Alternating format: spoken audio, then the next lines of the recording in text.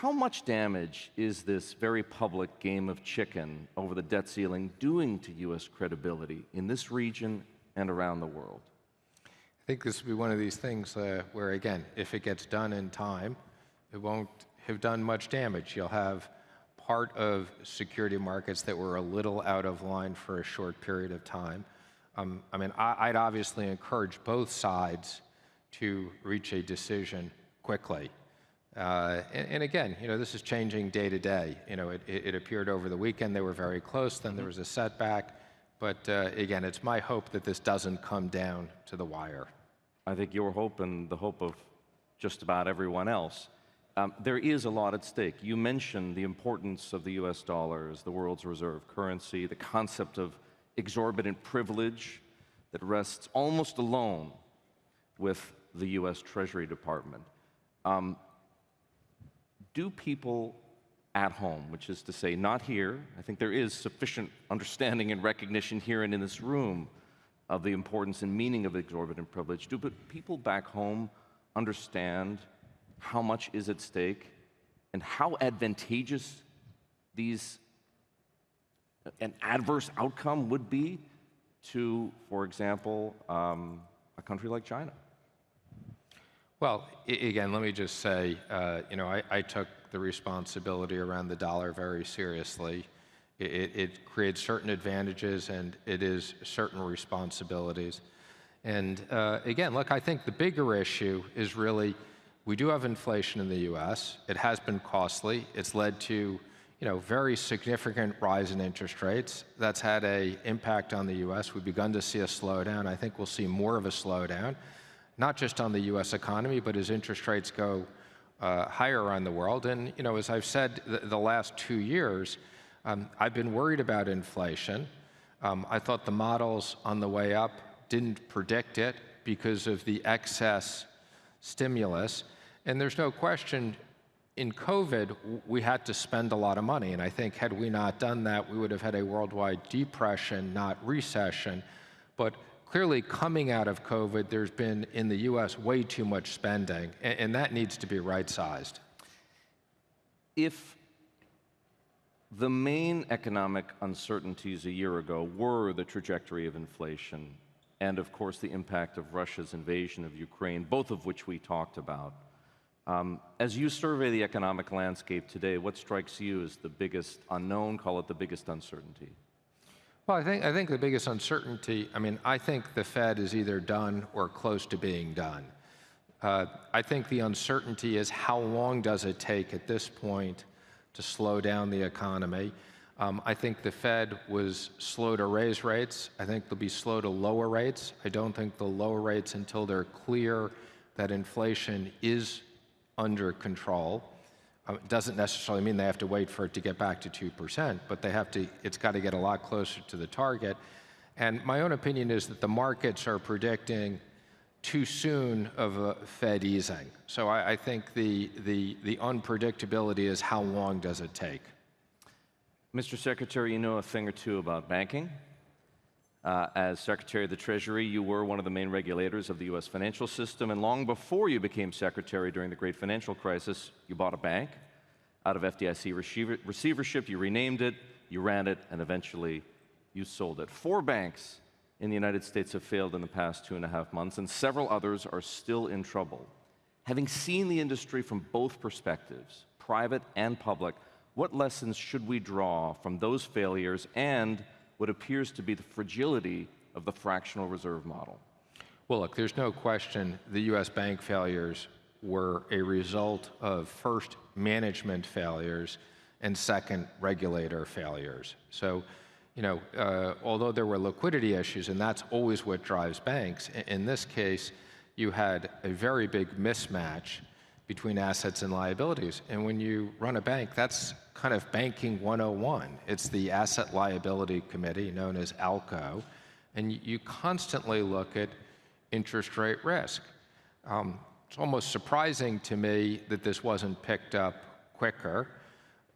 Look, I think fortunately, the 3 major banks in the U.S. that failed didn't have an ongoing impact in the short term, But I think in the long term they will. And I think one of the issues we need to address is FDIC deposit insurance. I think it's way too low. I think I've said publicly it should be raised to 25 million. I don't think it should be raised to unlimited. But you have to have deposit insurance so that companies who have operating accounts know that their money's safe. And if we don't do that, we're going to end up with 5 or 6 big banks in the United States, and that's not it. So I'm very concerned about deposits leaving regional banks and mid-sized banks, and I think that will have a big long-term impact on the economy. If your suggestion were to become part of the new regulatory environment, is that enough? Should the government and/or the arms of government, such as the FDIC, the Federal Reserve, the OCC, do other things to safeguard the U.S. banking system? I think that's enough. I mean, I think people talk about having to change the regulations. I don't think they need to change the regulations. The regulations have been clear. And again, I think the 2 key things in banking are interest rate risk and liquidity risk. Bank failures are supposed to have consequences. That, in theory, is what incentivizes management and regulators to safeguard the system. But I do wonder to myself about this. If banks can fail with no losses to depositors, which is what happened in the case of SVB and the others, and no real fallout in the economy, haven't we just succeeded in socializing risk, turning the government into the implicit guarantor of the financial system and created a whole new category of moral hazard? Well, what I would say is the problem we have now is, again, in previous bank failures, there were people who took losses. In this case, the deposits were all guaranteed. The problem now is people don't know if there's another bank failure, whether the deposits will be guaranteed or not. And that's why, in my opinion, we need clarity, and that they shouldn't be 100% guaranteed. This was a warning, but on the other hand, I just think the deposit insurance is too low. But you've seen a lot of money leave mid-size and regional banks exactly for this reason, because people said, I don't want to take that risk. I'll move my money to a major bank. Well, one other option is consolidation. America may not need 5 or 6 big banks like Canada has, for example. It could have more than 5 or 6, but it could have far fewer than the thousands it has now. Well, we've had a lot of consolidation, but what I'm talking about are the 20 or 30 biggest banks, and the answer is I think you need to have an economy the size of the U.S. more than 5 big banks. Mr. Secretary, the Trump administration in which you served took a tough position on trade with China, and the Biden administration, with broad support in Congress, has arguably taken an even tougher stance. It has broken with decades of precedent and vowed to defend Taiwan. It's also banned the export of advanced semiconductor technology to China. And I wonder, from your perspective, do you see the United States headed toward, or perhaps already in, something akin to a Cold War with China? Well, I wouldn't call it a Cold War, but what I would say is, the relationships have deteriorated to the point where it is quite concerning. I'm not sure that the Biden administration on what they've done has been that much tougher, but the rhetoric has been much tougher. President Trump was very clear, and we went back and forth many times in negotiating with China to get a fair trade deal, to try to balance a lot of these issues, to try to make sure that on the national security front we put protections in place, and these things have continued. I think the problem is, as the 2 largest economies in the world, we have to be able to communicate. We may not agree on everything, but we have to find areas that we can agree and work together on, and that's beyond just the environment. I'm talking about, fundamental issues. So I think it's quite concerning where we are. I don't think a full decoupling.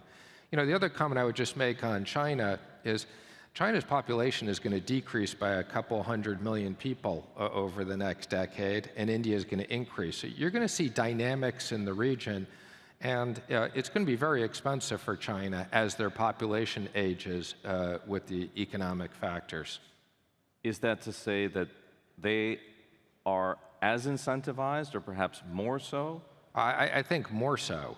To achieve something of a rapprochement with the United States? Yeah, and again, I would just say there are both economic issues and political issues. Obviously, what's going on with China and Russia as it relates to Ukraine is quite concerning. China recently brokered a historic peace agreement between Saudi Arabia and Iran. Was that a game changer? No, I mean, I wouldn't characterize it as a historic peace agreement. I would characterize it as they've reopened relations, and I think on the one hand, that's good that they're talking. On the other hand, I think the issues associated with Iran are the same issues that have been there. The biggest concern is obviously the nuclear situation, and I think it needs to be pretty clear from the entire world that Iran shouldn't have nuclear weapons. How do you see China's role in the Middle East evolving both financially, I suppose, and militarily? Yeah, I don't see it evolving that much in either one of the cases. Again, I think we're a far cry from the Belt and Road days. I think China, is with their crackdown is going to have big economic issues internally. So I see it less of an economic influence. Obviously, they're a big consumer of energy, and that has an important relationship in the region. Mr. Secretary, I'd like to end with this. China is clearly seeking more clout in this part of the world and other parts of the world. If the United States hopes to regain its clout in this region and persuade governments here to oppose the Russian occupation of eastern Ukraine, or, for example, to view China's ambitions with skepticism, if not mistrust, what should the Biden administration do? What's the recipe for success here? I mean, I think the recipe for success is, the United States has had very strong relationships in this region for very, very long periods of time and needs to continue to strengthen those relationships. The U.S. is an important trading partner, important strategic partner, and an important military partner in the region.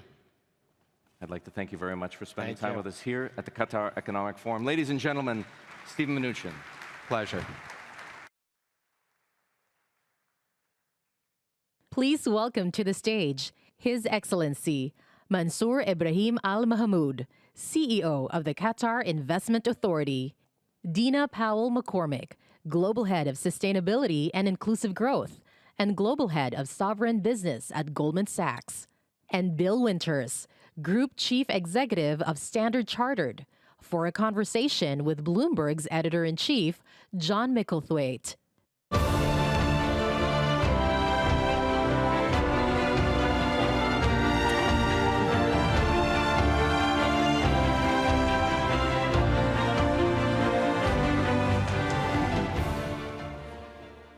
Thank you very much. There are all sorts of important questions that we answer in this forum, but this one is by far the most important, which is where should you put your money? And to do that, we have beside me Dina Powell McCormick, Global Head of Sustainability and Inclusive Growth, Global Head of Sovereign Business at Goldman. We have His Excellency Mansour Ibrahim Al Mahmoud, the CEO of Qatar Investment Authority, one of the biggest investors in the world. We have Bill Winters, the CEO at Standard Chartered.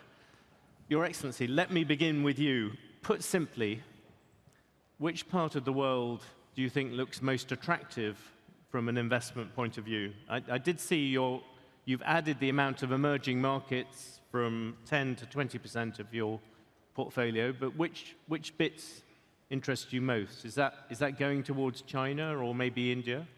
I will try to put it simply, as you said. But as you know, market is changing right now. And as we say in English, the sea is changing. You have a higher interest rate with the rhythm of acceleration that have not seen before. You are talking about inflation, which apparently become a sticky inflation, high labor market. So a lot of changes has been happening in the market. This is, of course, will reflect into some popular asset classes that has been there because there is a tide in liquidity from the bank. So I would assume for the last 2 years, we have been very active in the credit space. Companies that has been feeling the tide, and they have a very good business models, but they have an issue. Does that, very quickly, does that mean both private credit as well as public? Yes. So they have an issue with their balance sheet because of this acceleration of hikes of interest rate. So normally, an institution like us, who are very liquid, very long-term, have a risk appetite on these type of investment, would be an interesting to invest in this space. So I would advise that for the next maybe 1 year, the credit space would be an interesting space to deploy some investment. And what about regionally? Is there a particular region that interests you at the moment? The region allocation that we have is really governed by a long-term vision that we have, whether this is for the US market or Europe or emerging. When I say emerging, I'm talking about China, India, Brazil, for example.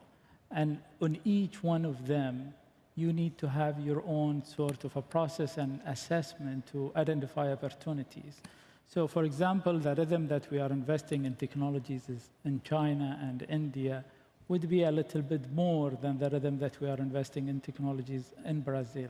So each market will have its own characteristic to really identify some of the opportunities that you would deploy. But all in all, you have some sort of an allocation, which around, for us, for example, around 20% of our allocation on that particular market. Mm-hmm. One last quick one on that. Has India now got past the Adani Group troubles? We just had a story today pointing out that the Adani Group has come back up to the same level. Do you think that has gone through? See, we have a good relationship with Adani Group. We have invested on the electrical distribution of Mumbai. And that particular business is a private business, and it doesn't have any issues in terms of the, the liability issue that Adani Enterprise went through. Adani he's a very well-known businessman. He managed to go through the difficulties that, the Adani Enterprise went through. They managed to reduce their leverage, and I'm sure that they will go through it smoothly. Dina, can I turn to you? You're head of sovereign wealth business at Goldman. Where are you? Is that a typical thing? Where are you seeing the big sovereign wealth funds put their money? Sure. Well, first, I want to thank His Highness. I want to thank His Excellency Sheikh Mohammed and Your Excellency and Mike Bloomberg and the Bloomberg team for hosting us in Doha. Being here, I think you feel the vibrancy of the economy, you feel the energy, you feel the entrepreneurship, and frankly, that's because of the leadership here that's been investing for a long time, as His Excellency stated, in very important sectors and really thinking about their next generation. Obviously, sovereign wealth funds for many decades have been unique investing platforms. They're very reliable, they're consistent, and they're long-term thinkers, and that is very, very important. But they also have tended to be innovative capital providers. So when you think about artificial intelligence, life sciences, you think about green and renewable. I mean, isn't it interesting that it really has been the Gulf countries with His Excellency's leadership at QIA and other sovereign wealth funds that have really led the investments around renewable, green, and climate transition. It's very forward-thinking, and it's made a huge impact. You were talking about regions. I was telling His Excellency, actually, if you look at the U.S. China relationship today, and we've heard this, of course, all day, it's very complicated, and I believe likely to get more complicated, at least in the near term. I think you'd agree with that, John. And of course, Europe, we have the war going on, and Jan Hatzius, our economist at Goldman, believes that, unfortunately, there's more of a likelihood of a recession there. So the Middle East is quite an interesting investable region right now, with the price of oil where it is, and where these unique opportunities lie. Are you assuming a US recession? Jan Hatzius is more optimistic, actually, so he believes if there is one, it will be shorter and milder than others. But to the question, to the previous panel, I think what happens on that is very important. On the debt ceiling, yes. Where you were, I should say, you were obviously National Security Advisor, all those sort of things. You were part of a White House. What would you expect to come out of this? Well, first I would listen to Secretary Mnuchin because he's been in those rooms fighting those fights and actually did a remarkable job negotiating at that time with Speaker Pelosi. Yesterday, I think we're optimistic with how the meeting with President Biden and Speaker McCarthy went. They really went out of their way to both make very positive statements. They have negotiated already a number of the thorniest issues. I think one of the largest ones that remain is how to deal with non-defense discretionary spending, which is 14% of the U.S. budget. And I believe they will get there. I think in this case, they need to look like each side is fighting very hard for their positions, so getting a little too much to the edge. But I also recognize in the way they're talking about it and in the way I've heard from some of the negotiators on Capitol Hill, that not only is this extremely economically damaging, there's real political cost for both sides. So my prediction is it'll get too close for comfort, but there will be a resolution. At the very last moment. Bill Winters, I'm sorry to come to you in this capacity of pessimism, but to look at your industry, you've had Silicon Valley Bank, First Republic, Credit Suisse. The other thing, apart from the debt ceiling and the inflation, which both speakers have already mentioned, the other thing hanging out there is this idea that maybe the banking crisis is going to continue. How do you see that? I think we're pretty much done with the crisis phase, but I don't think we're done with the need for an ongoing transformation. So every story is a little bit different, but we know that at the heart of the U.S. regional bank challenge is that many of them grew a little bit too fast without some of the conventional disciplines that are normally evident in banking. And then with regulation that was a little bit differentiated between that tier of banks and the large banks. And in an environment where interest rates increase at an unprecedented rate, those weaknesses become clear. So I think the response from the Fed in particular of extending term funding facilities to the entire U.S. banking industry, I won't say that the entire industry is guaranteed, but it's pretty close. So I think that extinguishes the crisis. Credit Suisse was a completely different situation, obviously in trouble for some time. And while the conclusion was very surprising to me in terms of the way that the bank was resolved through this very unusual sale to UBS with associated unusual payments to shareholders versus bondholders. Do you think that was one of the deals of the century for UBS? Yeah, I do. I think they got a good deal. So we should all have owned UBS. We can start with that. Sorry, Bill, but I'm interested in one particular. I don't think there are big. When I look at the banking industry, it's very well capitalized right now. I think everybody's looking very carefully at their liquidity profile. Thankfully, Standard Chartered Bank is extremely liquid, always has been. And I think most banks who have had consistent business models and consistent regulation are in a very good position from that regard. But weakness, as we're seeing, weakness, and I think this will go across every industry, will be exposed by this economic environment that we're going into. So I think Dina's right that we'll have a slowdown for sure. Recession, maybe mild, if so, mild most likely. But with high interest rates, and then particularly in emerging markets, strong dollar relative to emerging markets currencies, weaknesses are going to be exploited very hard by the market, and we're seeing that. One thing which just occurred to me, because Dina mentioned it, on China, you do have the big worries about debt in China. How do you see those? Chinese debt levels in aggregate, so it's looking across the sovereign, federal, the SOEs, and then even picking up the privately owned enterprises, in aggregate is fine. There's always a question how it gets allocated out, because there are clear concentrations of debt, in particular in some local authorities, that if left to their own devices might be difficult to serve, but looked at on a federal level, it's fine. One of the keys for China is that it continues to grow. So we're expecting 5.8% growth in China this year. It had a very good first quarter, slowed down in April and May. We think it'll normalize to around 5%. At 4 or 5% growth, the current debt level is no problem at all. If growth went down to European or even American levels, it could be challenging over time. But I think that's quite unlikely given the investments that China's made. Can I ask you about something which I'll come back on to the other two panelists about, which is the idea of the Gulf here as a financial center. Particularly since COVID, you've seen many of the Gulf centers, Dubai, Saudi Arabia, here as well, trying to bring financial services companies here, and obviously you're both here, but especially kind of luring people from Asia. How do you think that is going? Oh, I think it's going extremely well. So first of all, let me add my thanks to Dina's and for having me here. But the interest, as you know, Standard Chartered is very big throughout Asia, as well as Qatar and the rest of the Gulf, and everything in between. The amount of interest out of China in the Gulf is extraordinary.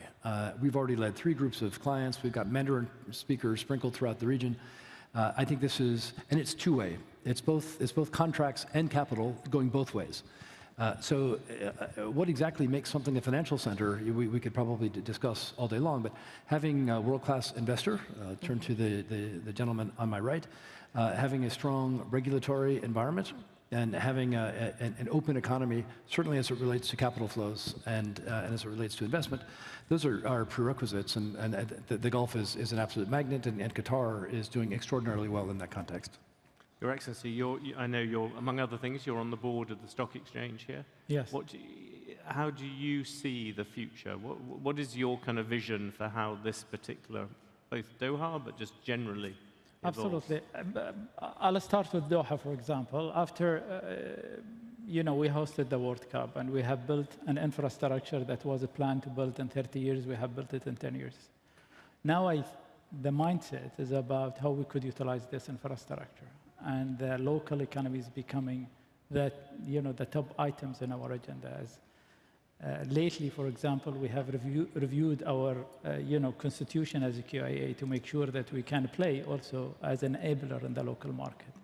And I think this is very important where an institution like us and maybe an investors who would like to be in the region and who would like to tap into the growth of this region, would like to create a partnership with an institution.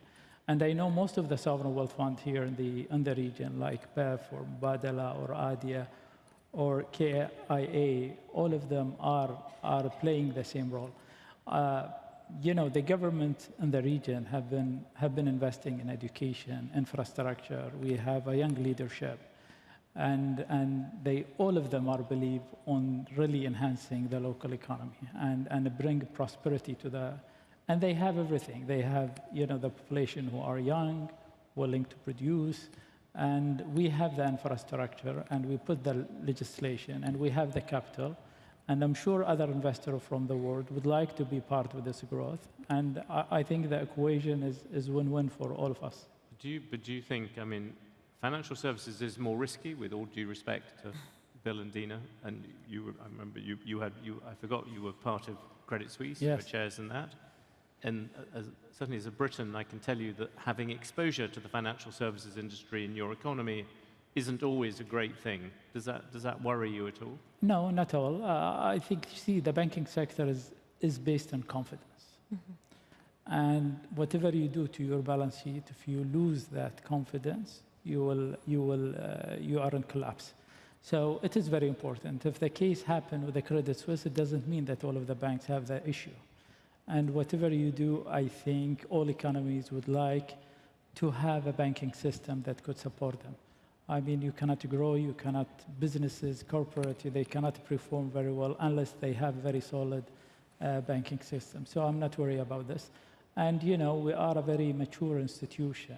Managing the risk and expecting the risk is part of our job, and this is our bread and butter.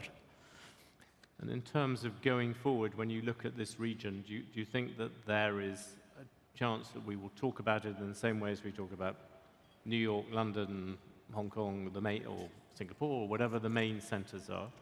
Why not? We could complement these cities. I think the globe and the population of this region by itself mm-hmm. is capable to bring another city of the size of Singapore or New York. So I'm not saying why not. It could be. Dina, he loves you. They want you here. But you also mentioned earlier ESG, which you also head up in your many jobs. And how big do you see the green? There is this big worry about climate change and climate finance, that there mm-hmm. is not enough money mm-hmm. Mm-hmm. to make it happen. The bill is gigantic. Mm-hmm. Do you think there is enough cash? Well, it's interesting. we certainly don't have a client that isn't focused on this issue, climate finance, climate transition, and of course now more than ever with the energy market disruption post-Ukraine. I think there's certainly more capital needed, but as we were talking about this morning, it's what kind of capital. There's investment capital, which is critical, which frankly, QIA has been very focused on this space, as we said. There's philanthropic capital, which is very important, but I think there's a need for hybrid capital. And by that, I mean philanthropic and investment capital working together. We're very proud to have a partnership with Bloomberg Philanthropies and the Asian Development Bank. In this partnership, we've worked to create a financing facility that we hope will, our philanthropic capital will leverage up to $500 billion of risk-taking capital, I guess I should say. New models, smaller companies in Southeast Asia in particular with this facility that's just, unavailable today. So for example, one of our investments was an investment in an electric bus fleet in India. Probably Goldman Sachs wouldn't have made that investment on its own, but with the use of this shared facility, we're able to invest in that company. And as we sit here today, we have heads of state, multilateral institutions, sovereign wealth funds, other investors. I think that coming together and creating more of that hybrid capital would make a big difference. Do you now think that you've been on both sides of the sort of state and private thing.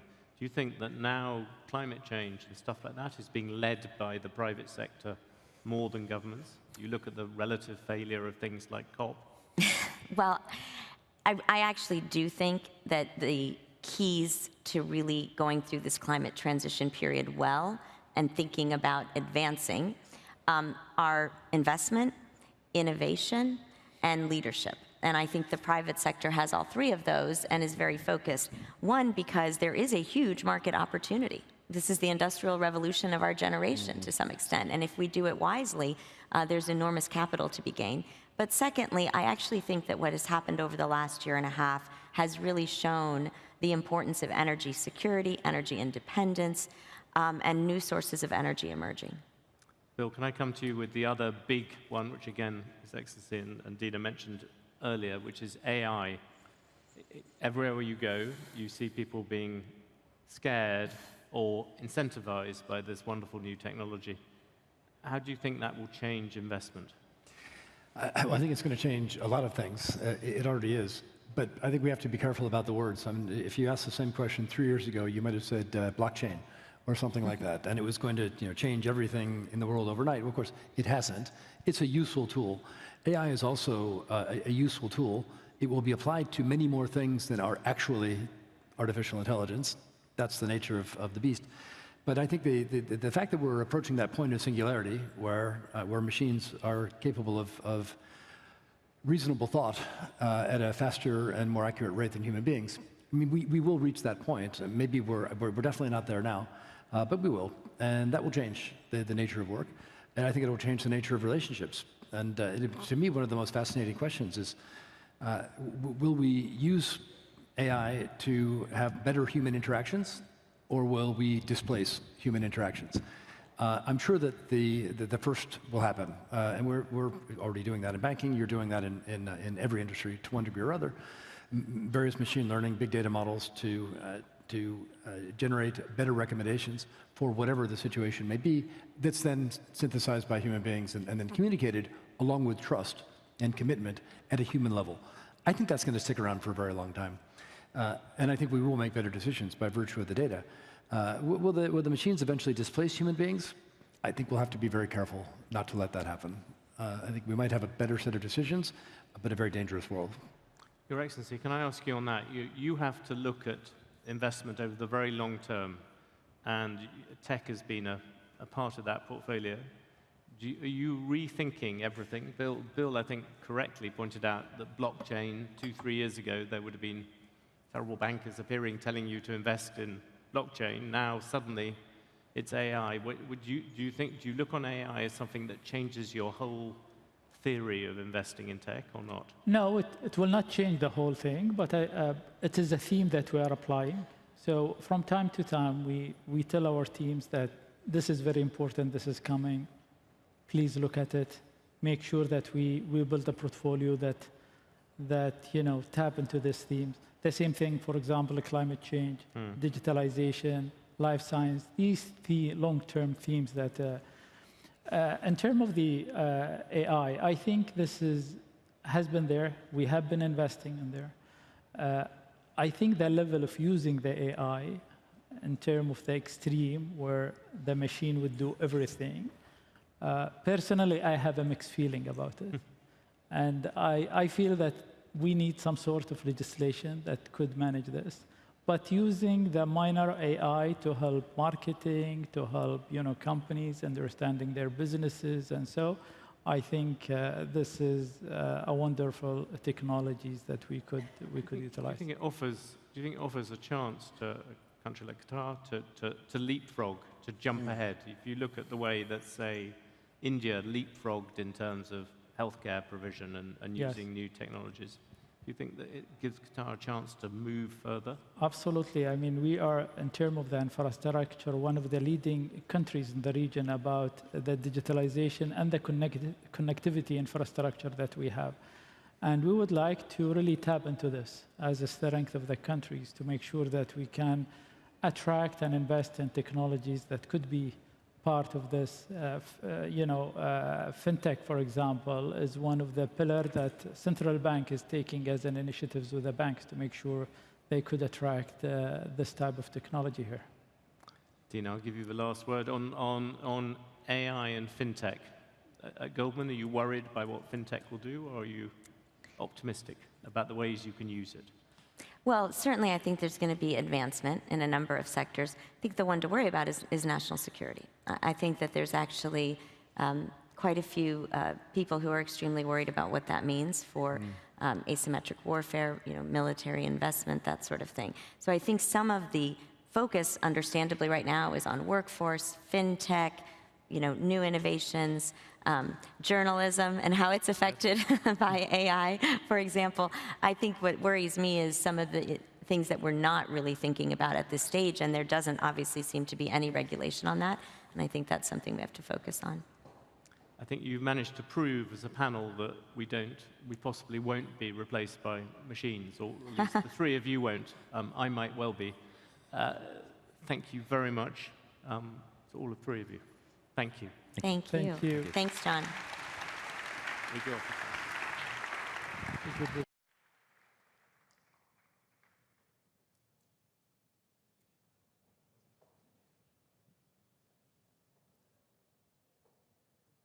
Please welcome to the stage Ken Moelis, founder, chairman, and CEO of Moelis & Company, and Rohit Sipahimalani, Chief Investment Officer at Temasek, for a conversation with Bloomberg's Haslinda Amin.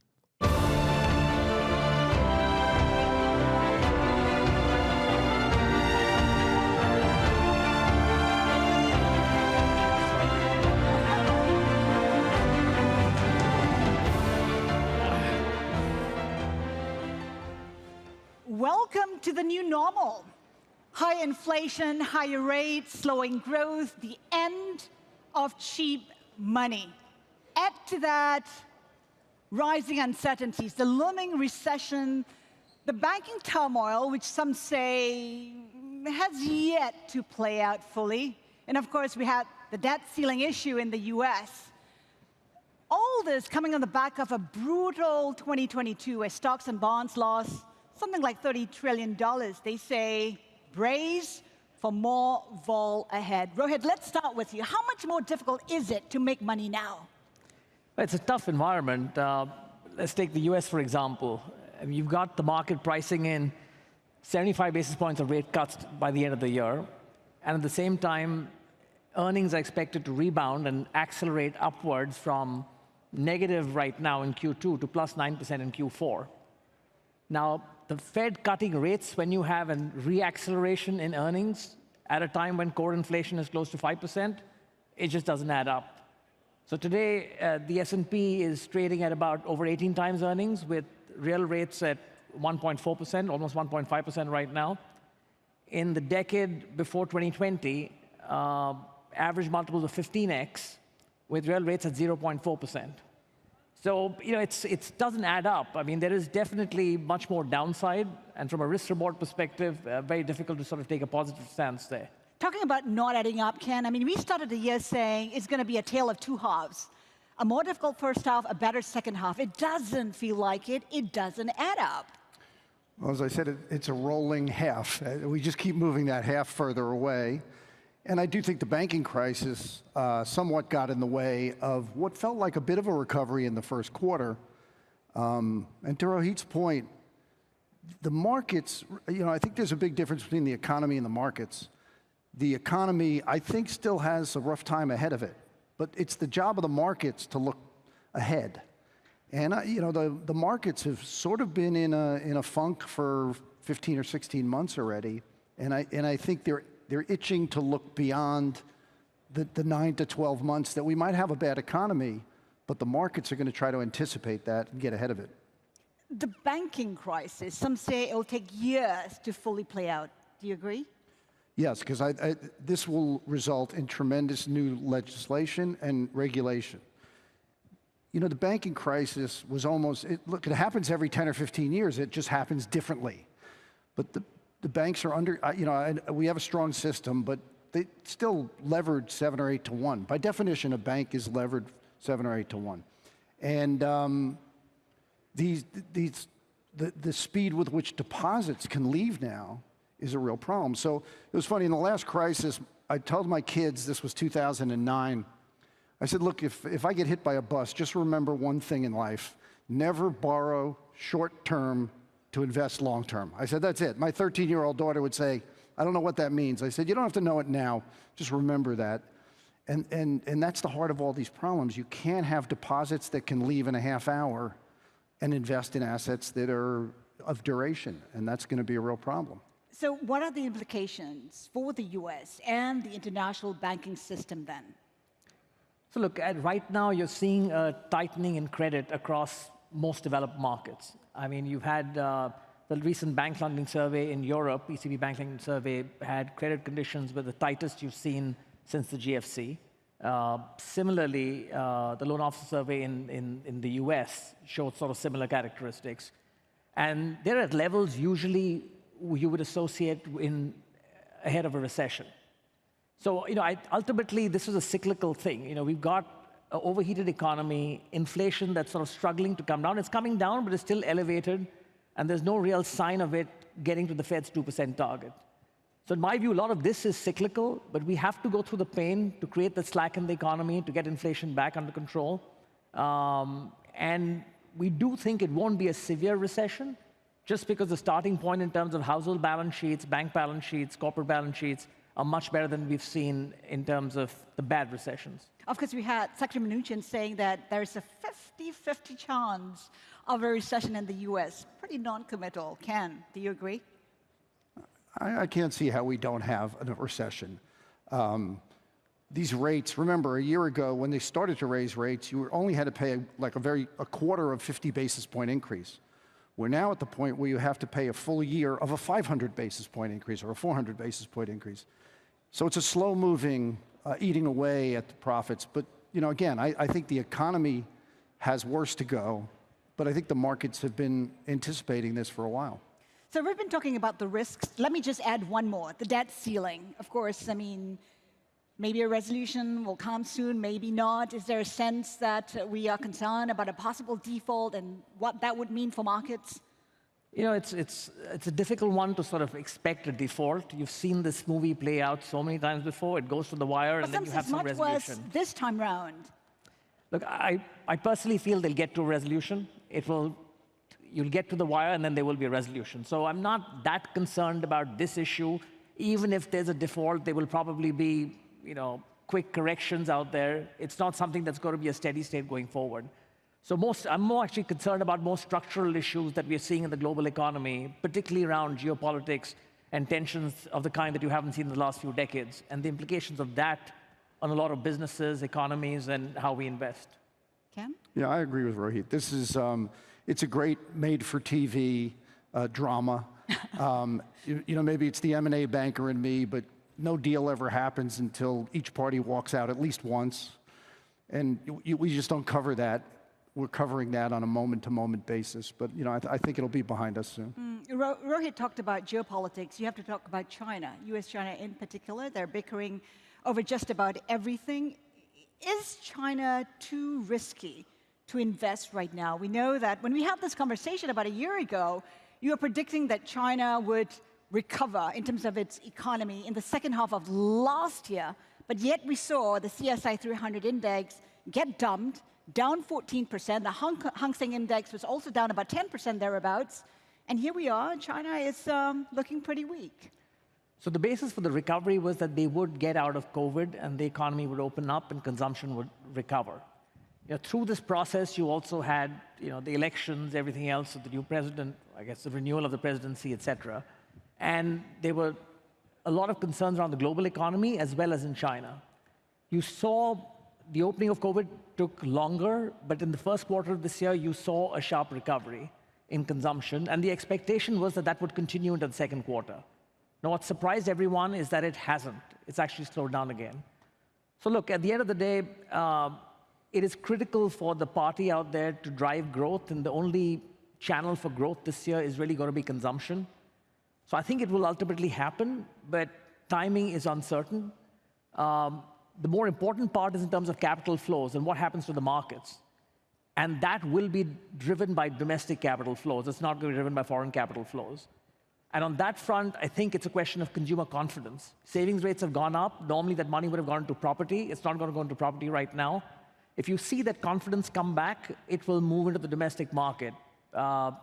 You've had the HSI had 3 consecutive years of negative returns. You've never in history had 4 consecutive years of negative returns. So this time may be different. But I do think you're starting off MSCI China trading at well below average multiples. You should see a cyclical recovery in earnings. So the question is, look, do you have a modest growth in the market this year? Or do you have, a sharp overshoot to the upside? That's what I would from a tactical and cyclical perspective, that's how I would sort of think about it. The American perspective? Well, I'll give you my perspective because I think it's contra to American perspective. I think America made a tremendous mistake weaponizing business and capital flows as a result of this war. I think they've put a risk, and by the way, I compliment the region's approach to this. This region has acted exceptionally, I think, smartly.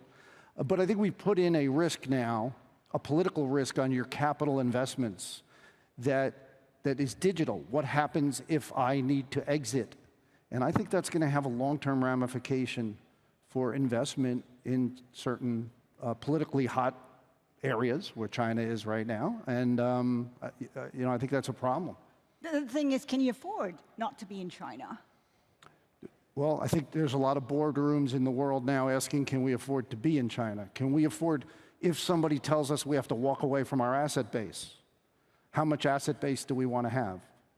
What can we afford to leave behind if a political confrontation?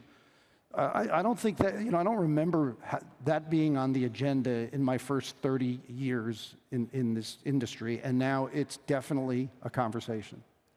Definitely a very strong US perspective. Elsewhere too, people have to consider that risk. But I think people are trying to balance it in saying, this is the second largest economy in the world. It's the largest trading partner to 140 countries. In fact, even in European Parliament, the EU president sort of said that it's neither viable nor desirable to decouple with China. The world can't just cut itself off from China.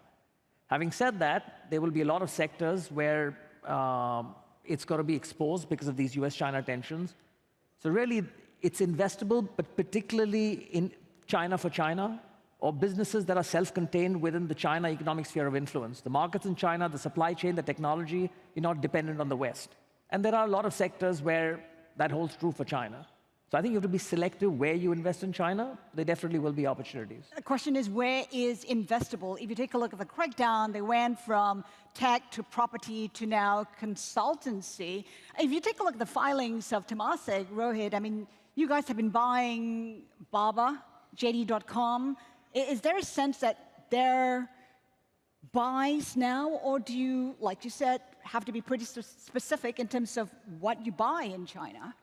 So as I said, you got to be policy aligned and you got to be out of the crosshairs of US-China tensions. So actually, the areas that are most exciting to us for China right now are things around sustainability, so EVs, batteries, solar, wind, that sort of stuff.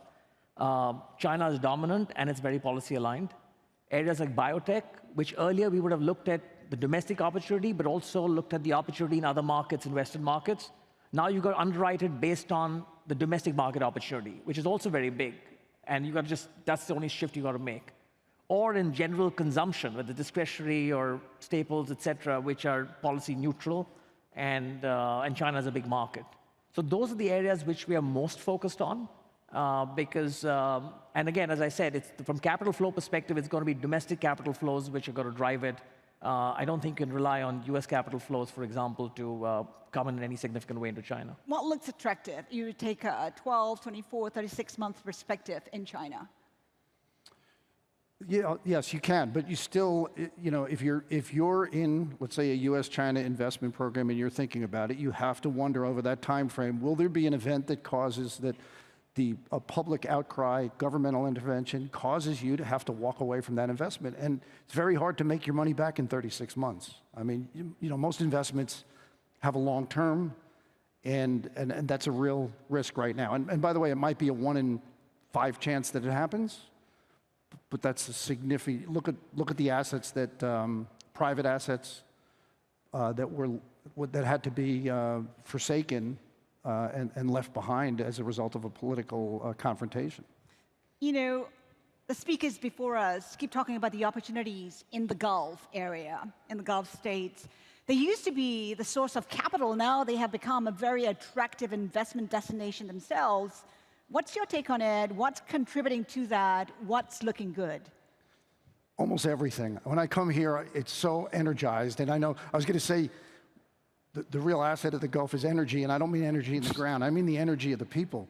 The region has thought long term. It has invested in talent, in infrastructure. The decision making is crisp and it's clean. The ability to get workforce in here. The fact that there's you don't have to, as a business, you don't have to deal with the union problems. I think the region has so much going for it in terms of their ability to make decisions, operate quickly, cut through the red tape, and lastly, think long term. This is one of the few places in the world that's actually making investments for 5 to 10 years. They're not huddled in the White House trying to figure out if they're going to pay the debts next week. They're thinking, how do we make the country rich 10 years from now? How do we make our people better off? It's invigorating to be here. Ken says, think long-term. Tomasik, a long-term investor. Look, I think from our perspective, you know, you talked about risks in China, risks elsewhere, et cetera. I think you have to have a balanced portfolio which can actually do well across most environments, or not be unduly exposed to a particular environment. You know, the Middle East clearly is an emerging area where there's a lot of energy, growth, et cetera, and we need to look to see what opportunities we can sort of see out here. But it has to be in the context of a global portfolio and the balance. So, you know, I just want to come back to this point you made about China and the risks there. I mean, clearly there are risks, but when we do the scenario planning, there is also upside scenarios for China. So you can't have a portfolio that just completely avoids China, just like you cannot have a portfolio that avoids the US or Europe, or in fact now increasingly, I would say, the Middle East. So I think that's how we try and look at a portfolio which is more balanced, and I definitely agree with Ken that there's a lot of energy out here, and this is one of the fastest growing regions. Also, I would say regions that are relatively not in either the US or the China camp will benefit in this geopolitical environment. So that's Southeast Asia, India, the Middle East are all, I think, going to be beneficiaries of that. I'm wondering and curious about India. People always talk about India being the alternative to China, but there are also questions about the scale compared to China. I mean, if you take a look at the private equity market, for instance, is it ready to absorb the capital that is being diverted, rotated out of China?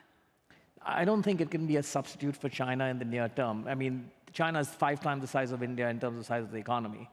Having said that, both from a structural and cyclical perspective, India is looking very good right now. From a structural perspective, this China plus one strategy, India will form part of the alternative out there. There's been a lot of investment in infrastructure and other areas in the last few years, which is positioning India for growth. On a cyclical perspective, PMIs are at the highest levels you've seen in the last decade. Credit growth is strong. So it is an attractive market, and we would want to sort of do more and increase our share in that market of our portfolio. But you've got to be calibrated to how much you can do. I mean, you've got to be realistic that it's not just going to be a substitute for China, but it'll be one of the areas where you'll see more money flow in. Cam, thoughts on India? Yeah, look, India should be the greatest economy in the world. You know, if they get out of their own way bureaucratically. You look at the United States now, I think, I don't have it exactly, but 6 or 7 of the largest companies in America are run by Indian-trained and Indian business people. The difficulty with India is those people are in America, and if they could get to decision making, get the bureaucracy out of the way, it should be exactly what you said, and they just have to solve that. Quickly running out of time, I just want to touch on crypto. It's gone from a crypto winter to the ice age, has lost a lot of money there. What are the chances of a recovery? How are you looking at it? Is it a sideshow? Will it make a full recovery if we have regulation? How are you looking at it?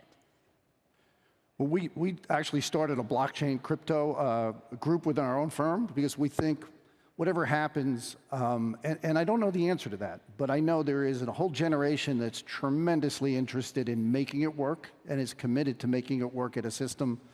And our job there will be to try to help them. We've been involved in almost all the restructurings. So far it's been a lot of cleanup around some of the projects that haven't worked. But who knows? I never underestimate the energy and the creativity of this generation. So I think it's going to have cycles, and we'll see where it goes. Is there still appetite? I mean, I think Temasek was badly hit. You know, to your point, I think regulation is going to be key, because in the absence of regulation, it's too volatile an asset to be a store of value. So I think we'll just have to see how regulations sort of come out and what that means for this asset class in the longer term. But some say it's not a good fit for institutional investors. I mean, right now, in the absence of regulation, given all the uncertainty, there's no fundamental value to these cryptocurrencies. Clearly, it's very difficult for institutional investors to invest in the currencies as such. Around blockchain applications, which are much beyond just the currencies, I mean, yes, I think that could be an area for investment for institutional investors, you know, where you find the right business opportunities. On that cautious note, we wrap up this discussion. Ken, Rohit, thank you so much for your time. Thank you for having us. Thank you.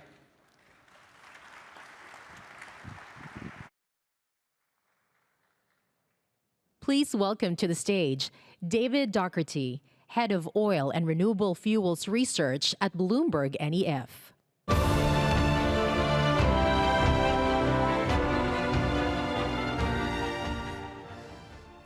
Thank you. Now, what is a new energy economy? A new energy economy is an ambition. In 2020, just 3% of the world's emissions fell under a net zero target. That number increased to about 30% when we took into consideration those that were discussed at a government level. That meant that 70% of emissions globally did not fall under an emissions target in January 2020. Now, if we go to January 2021, that number of emissions that were being targeted, at least, increased to about 55%. That meant the 45% remained to be targeted by net zero targets. Now, today, just 9% of the world's emissions do not fall under a net zero target. That is the foundation stone of a new energy economy. If you bear with me, our slides will catch up and it'll be more interesting, I promise you.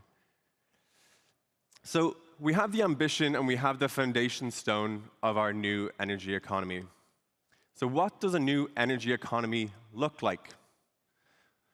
Well, a new energy economy is very different to our world today. In 2021, thank you. In 2021, over 80% of our energy mix was met with fossil fuels. You might have to flick the slides for me in the background. This is not going to work either. Thank you. In 2021, over 80% of our energy mix came from fossil fuels. What does a new energy or a net zero world look like? Well, we really don't know is the answer to that. We have a bunch of scenarios that paint a picture of this world for us. What we do know is in scenarios like the International Energy Agency, the IPCC, or the NGFS, that renewables make a much bigger share of our energy mix in future. Biofuels, wind, solar, clean energy sources. But oil and gas continue to feature in the energy mix. For example, in petrochemicals used to generate plastics, and also in abated power production. What that does is it creates competition. Competition to take part in that smaller market. Competition that some are far better placed than others to take part in, be it at a lower extraction or a lower carbon emissions rate than others. That's beneficial particularly for those here in the Middle East. It also generates new markets, new technologies that require a lot of investment. Investment that increases to $320 billion each year in the 2030s in the case of carbon capture and storage, and $430 or $420 billion annually in the 2040s. It also generates completely new markets and new commodities to be traded. Markets that require, again, a lot of investment in a net zero world. So the next question is, what might a new energy economy require? There's one world and one word here that reigns supreme: capital. Supplying energy, that means bringing joules of energy out of the ground or out of the sun and sending them to the end user via pipelines or via pipelines, requires about $3.3 trillion every year. That compares to some $2.2 trillion in its previous peak. Over time, this declines, and between now and 2050, you need about $3 trillion every year in order to remain on track for a net zero world. To put that into local terms, that's about 15 Qatar World Cups every year globally by 2050. It's a very diverse opportunity, not one that is limited to solar, wind, and electricity lines. So, we know what it might look like. Can we afford a new energy economy? Yes is the answer. GDP spend, investment in energy supply as a share of GDP spend hovered at around 2% since 2005. And while it increases this decade to about 3.5%, that's about the same as the United States spends on defense each year, it still remains far lower than what is spent in most economies on healthcare, and it declines to about 1.5% by 2050. So, as you leave the Qatar Economic Forum, the question should no longer be in future can or what is a new energy economy. It should be, how can we invest to take advantage of this new energy economy? And how can we do it in an equitable way? Thank you very much. Please welcome to the stage Ursula Burns, founding partner of Integrum Holdings and chairwoman of Teneo Holdings, Bob Moritz, global chairman of PwC, and Dato Amarul Faisal Wanzahir, managing director of Khazanah Nasional, for a conversation with Bloomberg's Jennifer Zabasaja.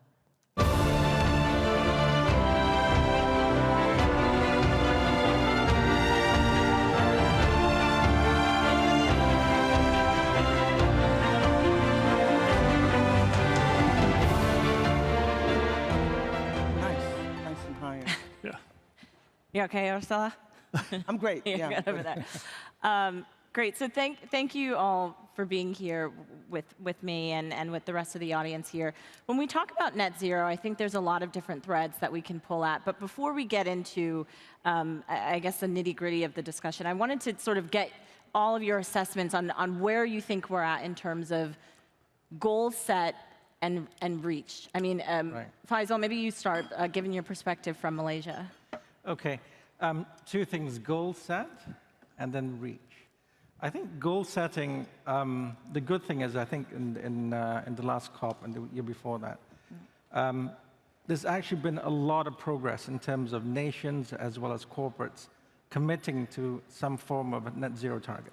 Right. So goal setting, I think that's there. I think when you look at Malaysia as an entity, and not just Malaysia, I think you look at Southeast Asia in general, that's something where the mind is all focused on trying to achieve a net zero economy of some sort. Now, are we there yet, or is there a lot more to do? That's where, you know, in a way, some people are setting goals, and we'll figure out how to get there.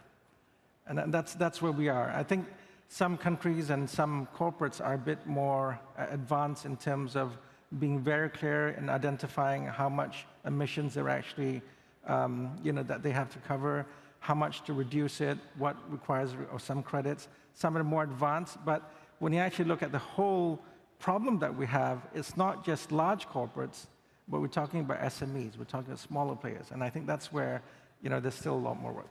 Bob, I see you nodding your head there.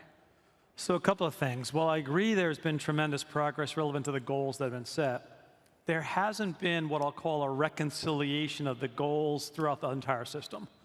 Governments have made some commitments over here, businesses have made commitments over here, and in between the two, they aren't meeting. They aren't meeting yet. So how do you actually pull this all together so it's a comprehensive goal setting that you understand how all the different pieces of the pie come together? That's point number one. And while we've seen progress on the goal setting, what we haven't seen is the progress at any one of the levels. And the reality is when we look at our own statistics and some of the surveys that we've done, the decarbonization that is needed has fallen behind. And we probably need to decarbonize 11 to 15 times faster than we have in the last decade to even achieve or have a sense of potential to achieve the reality of the goals in terms of the ultimate setback that we're looking at. The other piece I would say is, as we talk about these, the other thing that's got to be supportive, and the previous speaker just spoke on it, is the allocation of capital towards that. And are we getting the capital to the right places in the right ways? And are we getting the accountability right? So we have a lot ways to go in terms of the progress versus the commitments and the goals that we've set as a society at large. And Ursula, the accountability part that Bob was just talking about, that's still, there's not a unifying agreement about what that looks like. Considering you sit across various sectors, I mean, what's your take on sort of this accountability portion of reaching net zero? Before I get into that, I just want to comment on the two previous comments to say that I agree 100%. Right? So if you think about 15 years ago, not even 10 years ago even, we couldn't have this conversation. This conversation that there was even a goal that we could shoot for was not universally agreed or understood. The fact that certain sides believe one thing and the other side believes another thing was still really high in the rhetoric and in the conversation. We're making progress in moving that off the table. It's still there, but moving that off the table and now getting to the real crux of the problem, which is what should the goals be? How do we invest to get there? And one of the things that nobody mentions is that we don't have all of the technology in hand yet to get there. It's not like we can just get there tomorrow. If somebody said you had to do X or Y or Z and had this much capital, the technologies don't, in sequestration, in any kind of decarbonization technology, and how do you manage hydrogen, how do you manage ammonias, all of these things that are possibilities, we still have a lot of work to do from a technical standpoint. So I think I like the fact that there's a discussion. I kind of like the fact that there's some disagreement, because that means that we have to continue to be at the table to actually figure out a solution that serves the planet but serves all the constituents well as well. And we also, just on that note, we heard the other day from Exxon in particular, sort of pushing back exactly on what you said. It's going to be too costly to manage a lot of these reporting structures, and also that they think it's unlikely that we'll reach net zero by 2050. I mean, what is your take on that? Yeah, I think that there is credibility in the discussion about reporting structure, reporting requirements, driving a level of cost that's really not sustainable. I separate that from technology that we have to invest in to decarbonize our supply chain and our world in the future. That's two separate things. I think we have to invest in the decarbonization steps. You know, if you believe that the world is going to kind of continue to boil, you have to do something. And I believe that. But what we're getting a little bit caught up in is, you know, how precise, what do we count exactly? How precisely do we count it? Who's responsible for accounting it? Bob and I see each other a lot in boardrooms, and I'm on the board, audit committee of a board, and all I say is if they want me to sign on some of this decarbonization rhetoric, the same as I sign on my financials, it'll be very difficult for an audit committee to do that, right? Because the exactness, the precision is not quite there yet. So reporting one thing, actually decarbonizing the supply chain another. Spend the money to do that, and let's be really careful about just throwing, you know, millions and millions and millions of dollars behind trying to get down to the last nanometer of emission. As you think about the discussion that Ursula just went through, let me expand on it a little bit. Today, we've got examples of innovation and technologies that are not scaled sufficiently to take advantage of the opportunity and actually have the impact.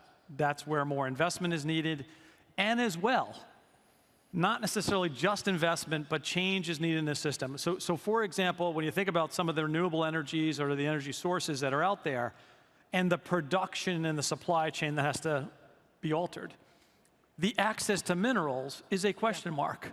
How much time and energy it takes to get approval to mine for those minerals is equally as problematic, candidly, as the money and the investment necessary. So you actually have to look at changes to the infrastructure, the bureaucracy, government policies and procedures, as well as then getting capital to the right place.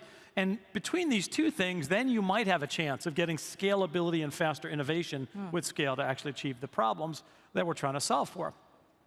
The second piece that you went to, though, Jennifer, is this accountability point. Today, we've got a series of rules and recommendations for potential rules that are out there. You have the SEC in the US, you have the EU directive that's coming, you've got a global initiative coming out, what is called the International Sustainability Standards Board. Each one of them is putting requirements on companies of all sizes to report on progress. Each one of them does it slightly differently, to Ursula's point. The problem we have right now is the intent of reporting was to demonstrate, are you making progress, and how can I compare you against somebody else? As an investor makes a decision, as a consumer makes a decision, as a former or future employee makes a decision. And if we've got this convergence of multiple different ways and lots of different data sources, you're going to confuse the audience yet again. And that's the big problem now, is that you don't have this convergence. You've got actually a whole bunch of fracturing that's happening, which adds cost, complexity at a time where you don't need it, and that money could be better placed elsewhere to actually deal with some of the other things that we've been talking about. And it allows people who are, it allows naysayers, or people who are stepping behind, people who are not really that engaged, to have something to debate other than the facts, right? Other than the actual problem, right? The problem is, I think that we're all on a path where we know we have to decarbonize, significantly decrease carbon, right? Decarbonization may not be the ultimate, right? But decarbonize. And we're spending a lot of time debating what standard, right? In these 4 different places we have to look. That doesn't seem to be going away anytime soon, though, as Bob mentioned. I mean, it's globally that there's different reporting standards. So how do we catch up, you know, and not fall too far behind, given all of the different directives that we're hearing? Well, first of all, I think we have to recognize that the problem that we're dealing with, we've been using thermal energy for more than a century. And we want transition in 27 years. So the problem here is huge. Just think about it, right? So talking about accounting, talking about how to measure it, talking about how to invest in it, et cetera. I mean, quite honestly, it's you know, sometimes we can't let the perfection be the enemy of good. Absolutely. Sometimes we just have to move on. So when we look at transition, I mean, like it or not, it is mobilizing the capital in order that we actually put it into the right directions. So the source of energy, yes, you're talking about investing in solar, hydro, looking at the minerals for batteries. Now that, in my mind, I think is something where it's relatively mature and capital is actually finding its way in order to invest that. But you have huge other problems that we really need to talk about, because we have coal-fired plants, which continue. Now, for Asia, if you look at the youngest coal-fired plants, and this is like less than 20 years, 90% of that is in Asia. And you have a population base, Southeast Asia, you've got 650 million people, and of course there's China, there's India.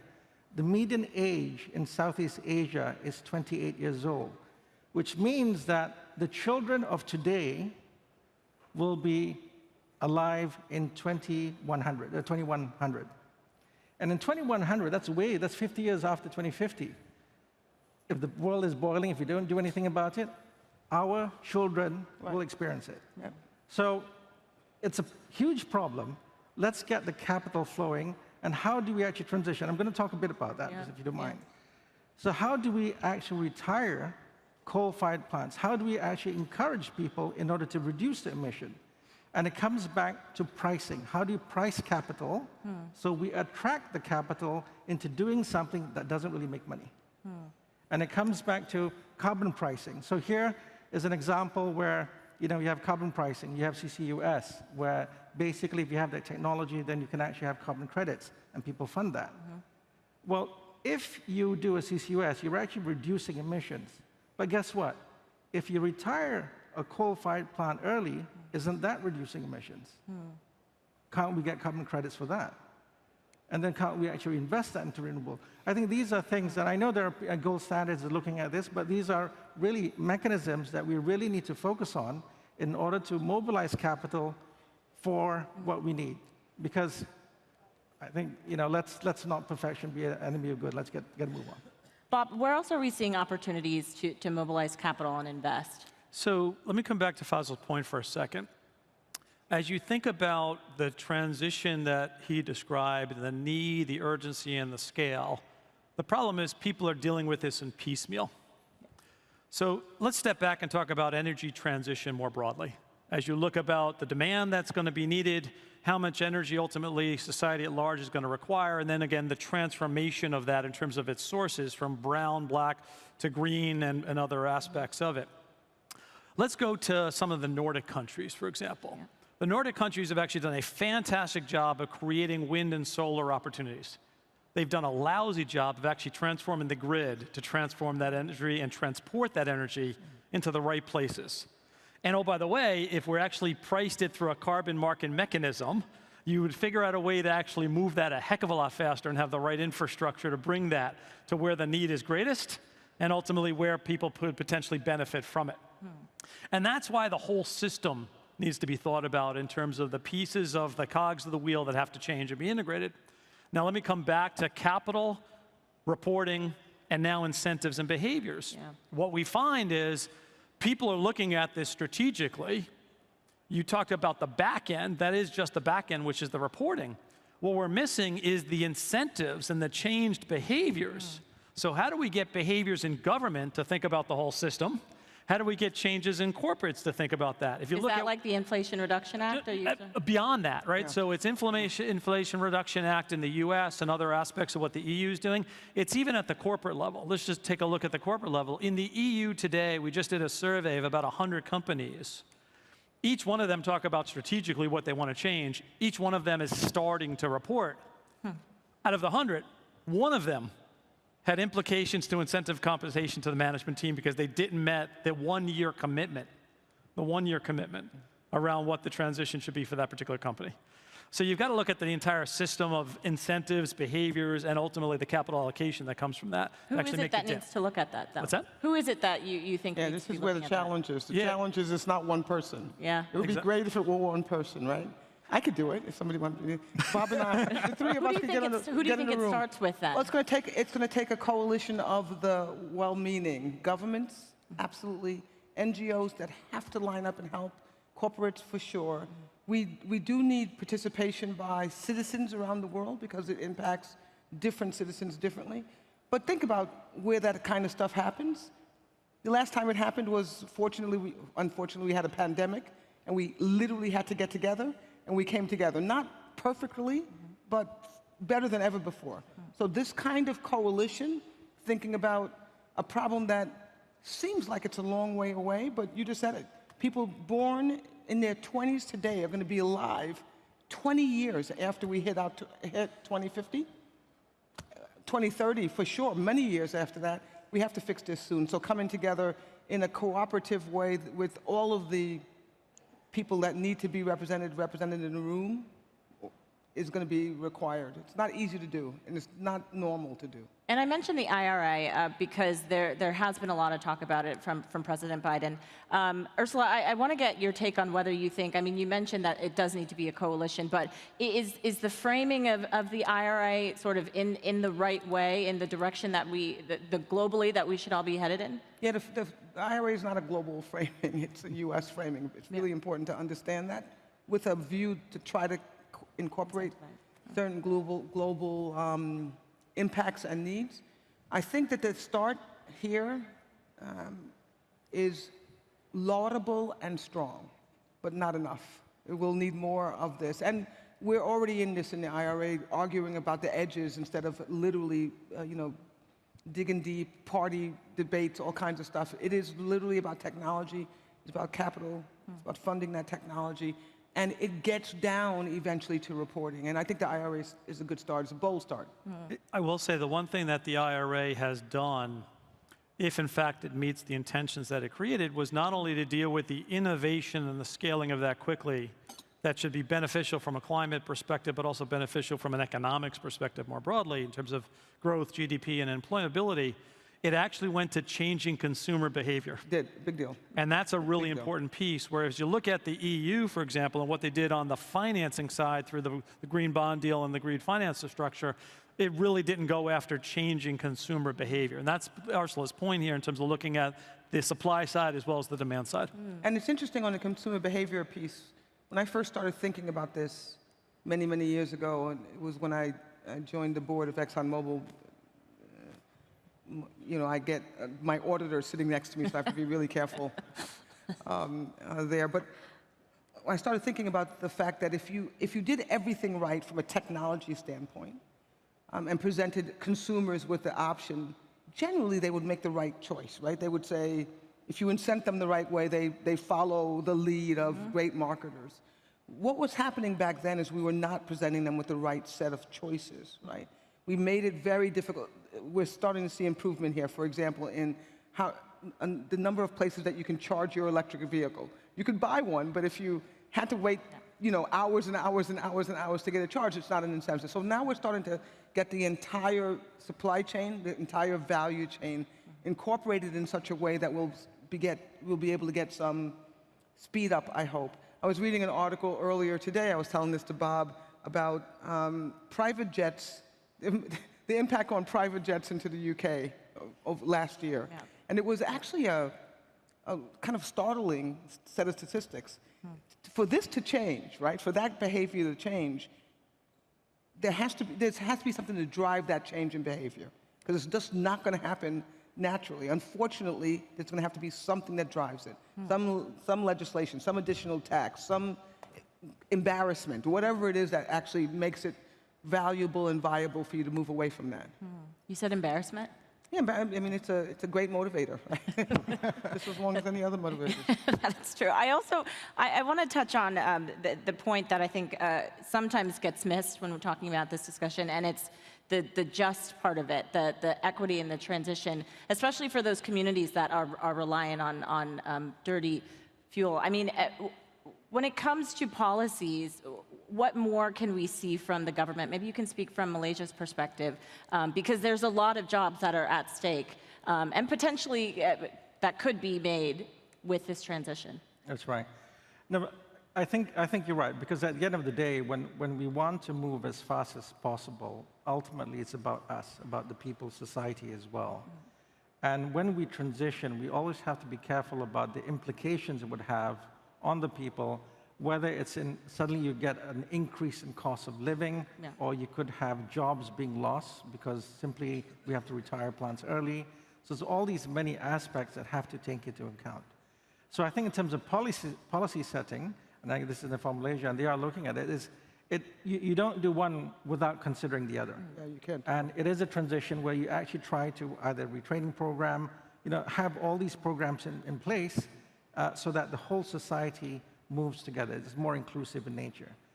Now, one thing which is absolutely necessary in order to do this is public awareness.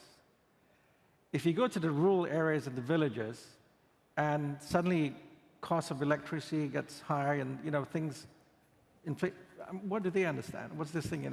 So it becomes very, very difficult for them to really understand why people are moving, simply because it doesn't really hit them. Yeah. Now, one way about this public awareness, and this is applicable to Malaysia, is to look at the implications of climate change. This year, and I've never experienced this, but this year, the Ministry of Education had a temporary halt in outdoor activities in schools because of El Nino. The heat levels, heat wave is coming, and there's actually people being affected by it. Now, when you actually see this and you see more floods happening, it's easier to comprehend.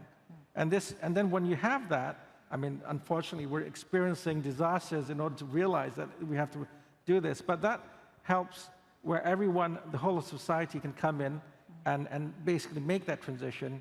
And as far as policy making is concerned, we have to move fast, but be inclusive in how we approach it.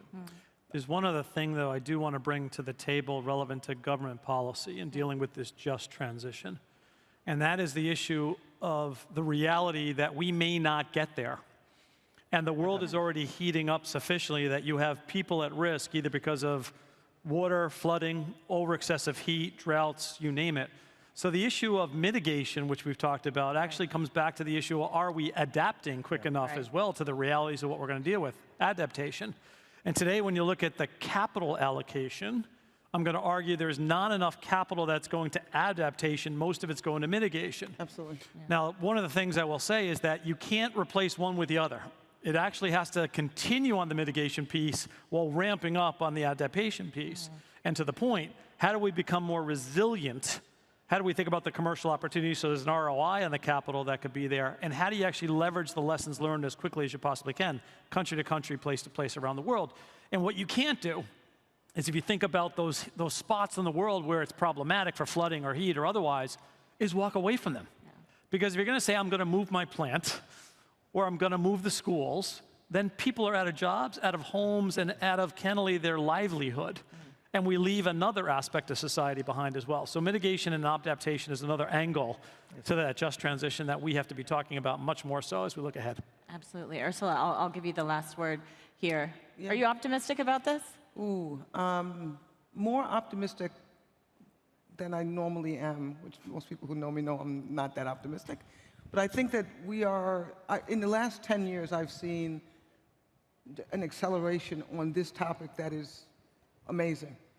Across society, so in cities all over the place, in business for sure, and in governments around the world. And I think if we have to speed up. We cannot take 10 more years to just figure out how to report the damn thing or whatever. We can't do that. But we have to continue the conversation, and we have to, unfortunately, as you said, disasters are an amazing kind of eye-opener and awakening, right? That the more they happen, the more we realize something has to be done. So I'm optimistic that we're heading in the right direction. I'm just really concerned about how much time we really have. Yeah, and the politics getting too in the weeds. Well, we have to leave it there. Thank you all so much for joining me, and thank you everyone for listening to the session. Thank you. You can go this way.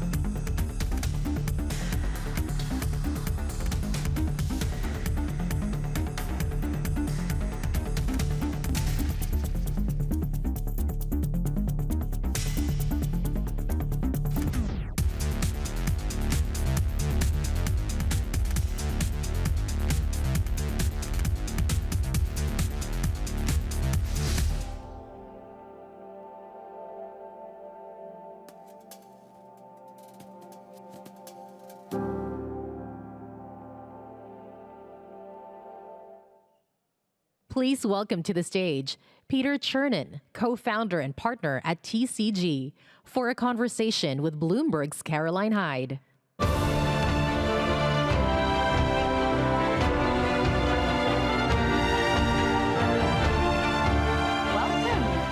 Thank you. Let us have some fluid. Let us kick off this jet lag. Let us welcome one Peter Chernin. Of course, you know him as a key investor in the world, well, of content, really. This is about pop culture, apparently, but you've got the Chernin Group, TCG. You've also been, of course, building up content production studios. You've got North Road. But 14 years ago, you were running Fox.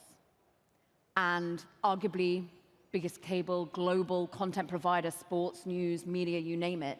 How do you think the world of cable is currently standing up to the disruption of streaming? I think the world of cable is unfortunately done. Okay. You know, it is on its way out. You know, I think it has probably declined 40-ish, close to 50% from its peak. And I don't see any scenario in which it doesn't keep going down. So. And from that perspective, therefore, does it go down by merging, by consolidating, by people eating one another and them all getting into the streaming business? Well, I think that they are two separate things. I think the people who are in the streaming business are already there. So I don't think you're all of a sudden going to see sort of third-tier cable channels merging and becoming streaming. So we're done with streaming births. This is it. I believe this is it. I believe it's too costly. The moat is too big to enter, so I don't think you're going to see lots of new players. Did you pour me some water? Thank you so much. That's the kind of person I am. When it comes to the streaming giants, what amazes me is actually how international they are, in the respect that, are you seeing many Middle Eastern streaming companies pop up? You're someone who intimately knows this region. You know QIA, been working with them for a long time. How do you think streamers are ending up being deeply global companies and all US-based, basically? Well, I think it is two things. One, I think it's fundamentally capital, which is they have the capital and the investment and the will to grow globally. And then secondly, I think it's a combination of two things locally, which is one is lack of investment, but two, there's also a regulatory question around this, which is streaming over the last 7 or 8 years has been allowed to grow globally with very, very limited regulatory constraints. Okay. And not, in my opinion, not necessarily to the better of some local territories. Will regulation change, do you think? Could it? Will it ever be able to oversee streaming in that way? Well, I think you'll see some regulation change growing in Europe. Growing, but weirdly, you know, they were sort of asleep at the wheel the last 5 years. I don't know. Because the one thing the Europeans historically were good at was regulation. They still are leading the charge when it comes to thinking about AI regulation. But they somehow didn't, but they were very strong regulators of content businesses because they were protective of their own content businesses, and they have allowed the big streaming platforms to go in there and largely take over the media businesses in each of those countries. And you know, you'll see it happen over the rest of the world unless certain areas decide we're going to do things to, I'm not sure you should try and keep them out, but you should make sure that there are certain requirements for local programming, that there are certain things that happen to protect your local programming. So for someone like you, who is actually creating and investing in content when perhaps some of the juggernauts are pulling back on their budgets of content, is there rich opportunity in thinking about international content, not just US English language? Well, you know, when we established North Road 9 months ago, you know, at that point, we were the leading independent television and movie producer with shows like Planet of the Apes and Ford versus Ferrari and Greatest Showman, et cetera. We had just bought what I think is the leading documentary company in words and pictures. But we said two things. We said that we want to keep investing in scripted, but we said the two greatest areas of growth we believed would be nonfiction, because it's the easiest way for those platforms to save money as they're cutting back. And we are, I think, the producer of the #1 nonfiction show in the world, which is Love is Blind. We'll get to that in a moment. And then the second thing we said is we believe international will grow faster than domestic. So We have just bought a Turkish production company. We're in negotiations to buy a Mexican-Spanish company. And so we are investing in international content because it's an area we believe in. Middle Eastern? Well, I think Turkish is, in some ways, the most prominent Middle Eastern content. Yeah. You know, the thing that really attracted us to Turkey was, A, it's a big country, 130 million people, good economy, but B, that their content exports extremely well both to the Middle East and to Latin America. So we thought we looked at it as an opportunity to get into the Middle East. You brought up nonfiction and Love is Blind. Now, Netflix's dabble with live content was an interesting one about a month or so ago.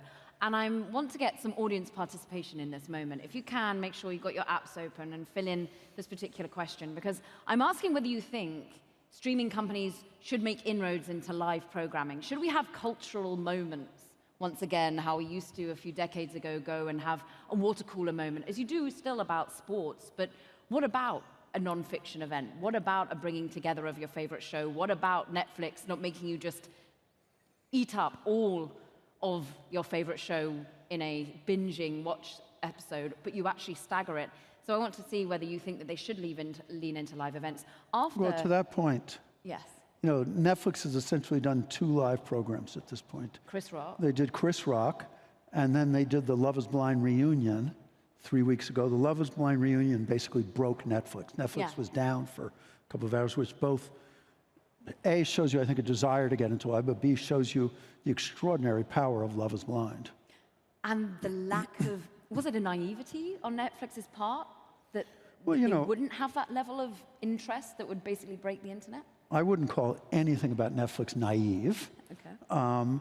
I think it is extraordinarily challenging to deliver millions of live streams simultaneously, and I think they hadn't anticipated the potential size of the audience for that. They've done it twice. Do you think them and other streamers should experiment more? Will that become? Well, I think you've seen, you know, you've seen certainly Amazon start doing sports, the NFL. You've seen Apple starting to do some smaller live sports. But yes, I think you'll see them all do it. You know, make no mistake, this is television. If you look at the U.S., television is streaming. Cable is going away, broadcasting is going away. It is television. And so I think everything that you're used to in television over the past 30 years will ultimately migrate to streaming. Will news? News will migrate to streaming on some level. You know, you will see the CNN streaming app, you will see Fox already has a streaming app.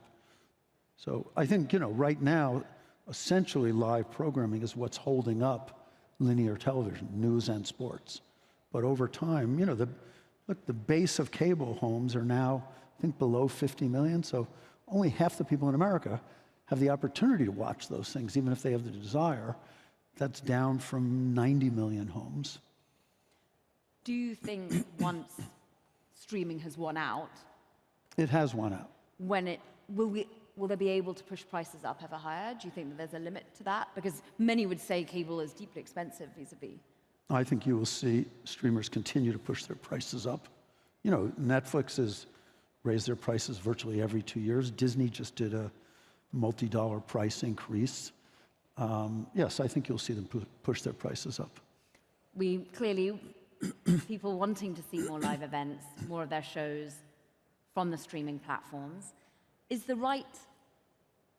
I'm interested in your perspective of, for example, a Bob Iger, who I know you're someone who not only knows the media landscape very well, but you also know leadership very well. You know board membership very well, an expertise of yours. How do you see someone like Bob thinking about his replacement, thinking about an ESPN becoming something that they push more into streaming, looking at the assets that they have under their scope at Disney? Are you optimistic? Well, I think in terms of his replacement, you know, it's a slightly weird thing, which is to come in and say, within 2 years, I'm out again, because most succession processes, certainly the succession processes that I've overseen, have been 4 or 5 year things. He just went through his 4 or 5 year succession process, which in his mind clearly failed. So I think there's going to be a very rushed succession process, because on some level, this time next year, they should know who his successor is. So that part I think will be very rushed. ESPN is a challenge in the following sense, which, and Bob's a very bright guy, but ESPN is getting $6+ from every cable home in America, plus advertising on top of that, to try to make the economics work of losing that, let's call it $300 million a month of affiliate revenue. That's a quick $3.5 billion. Pretty hard to replace that $3.5 billion plus the advertising money that goes with it overnight on a streaming platform. So in my opinion, there's no scenario in life in which an ESPN streaming platform is immediately as successful as the cable platform. And they have rights fees that are still up here. So it's a pretty challenging transition to get through. It's interesting, isn't it?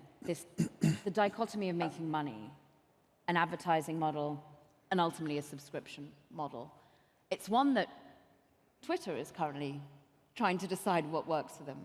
And I know that they're going to go under new leadership, someone who understands the advertising community well.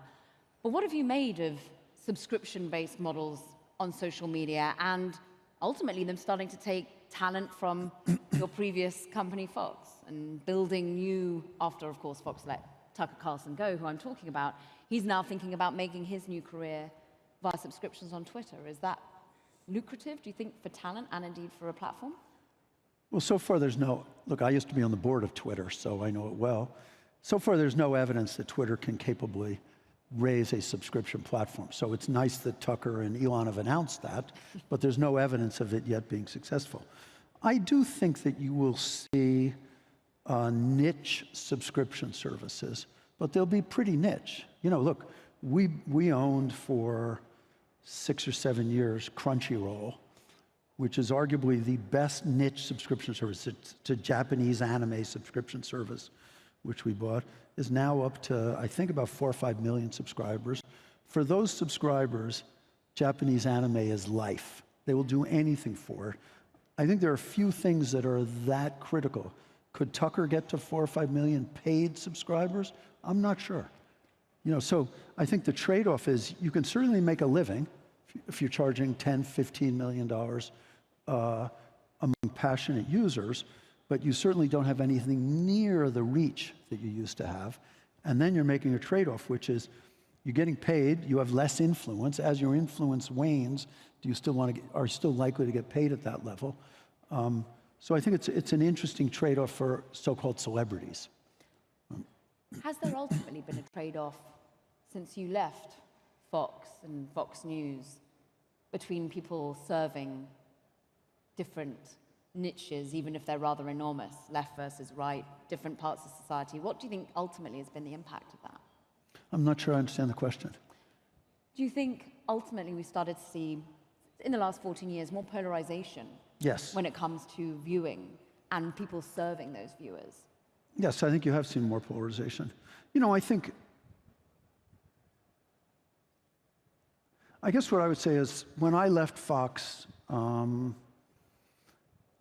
Roger Ailes, who had a series of meaningful problems separate from his stewardship of the news brand, but I think was very smart about one thing, which is if you were 10% to the right, 20% to the right of everybody else, you were the de facto right-wing choice.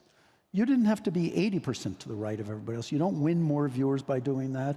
You don't achieve anything else by doing that. And I think Roger was very smart certainly it was Fox News to that point was more to the right of the center, but it wasn't way over here. And I think what's happened is it's gone way over here. And some of that driven both on the left and the right by competition. They started getting some Newsmax competition, et cetera, which kept pushing the right. The same thing happened on the left, which is CNN, which was probably 20% to the left, started getting pushed by MSNBC. And so you had more and more polarization going on. And I do think the current media marketplace tends to reward polarization because those people are more hardcore fans. But you don't gain viewers. You end up with smaller and smaller and smaller audiences the more polarized you get. And I think in my opinion, you should ignore those fringes and sort of say, I'm going to get the bulk of right-wing people as opposed to the 20% most crazy, and the same thing on the left. I want to finish on competition because we've got a great audience question that came about gaming. Netflix has said their biggest competitor basically is gaming and why they've analyzed that industry. Is it something you'd look at in any way? Is it something that you think with sort of media content in general has been gamified? Are we moving to more of a gaming landscape? Is it interesting to you? Well, it certainly is interesting to us. You know, we were an investor in a large gaming company, Scopely, which just sold, believe it or not, to Saudi Arabia 2 weeks ago, 3 weeks ago. But we've been an investor in that company for 10 or 11 years. So we certainly believe in gaming and believe in its importance. As for, you know, I think Netflix's comment about gaming was largely about viewership. That, you know, I think Reed spoke mostly about that my competition is people spending hours. My competition is about hours spent much more than there's about money. And TikTok. And people are spending hours on gaming. Certainly gaming has influenced content just in terms of speed, in terms of sort of the way shows are laid out. The Last of Us, which was a big hit on HBO, is derived from a video game. So there's certainly... Super Mario, the latest. Super Mario. I could talk to you for another 15 minutes. Unfortunately, as time tends to disappear so quickly when it comes to content, please do give a large round of applause to the one and only Peter Chen. Thank you very much indeed.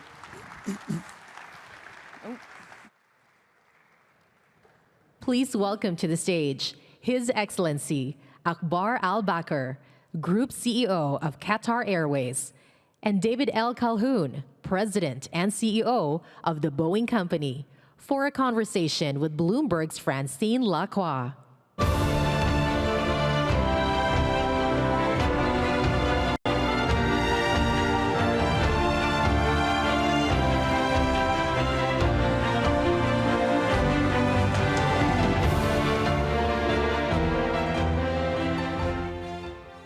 Gentlemen, thank you so much for joining us. There's a lot to talk about in aviation.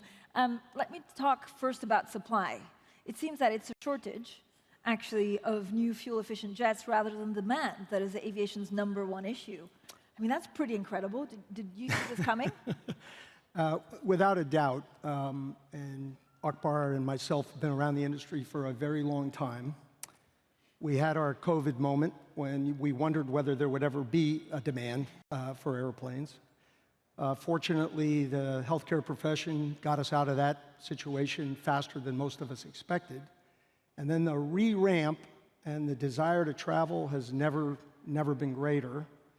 And the industry is struggling with how to respond to that demand in a very significant way. And so I can see supply constraints for a very long time. What's a very long time? Well, in our world, you know, we have backlogs that go out 5, 6 years. And so if the backlogs would suggest supply constraints that far, that means it's even further. Our job is to resolve them and increase our rates so that we can meet all the demands, but today, supply constraints sort of dictate. Mr. Al-Bakr, what does that mean of how you run the airline? So what does it mean for orders, and how does it change the equation going forward? First and foremost, we have orders. We don't place it, yesterday. we place it very much in advance, and because of the supply chain constraint that my friend Dave just mentioned, we too are suffering as an airline because they need to produce airplanes, they need to get their supplies. We need to run an airplane, operate an airplane, and an airplane is very intense in spares and supplies to fly those airplanes safely. And we have a lot of constraints.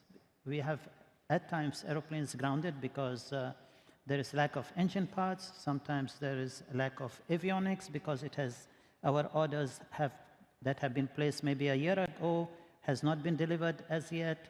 And this all is the consequences of the pandemic that happened first time in a century, and we were very ill prepared. And now, because there was such long lockdowns, and people got paid for staying at home, half of them they don't want to come to work. So what does that mean for travel demand? Well, as you can see, the consequences of that, not only on aviation industry, but all over the industries that depend on human resources. We saw that Ryanair order, which was quite incredible. Do you see any other orders well into like 2033? Are they just going to get longer and longer as people try and put orders in faster and quicker? Yeah, it's demand is stimulated by two things, and it's pretty simple.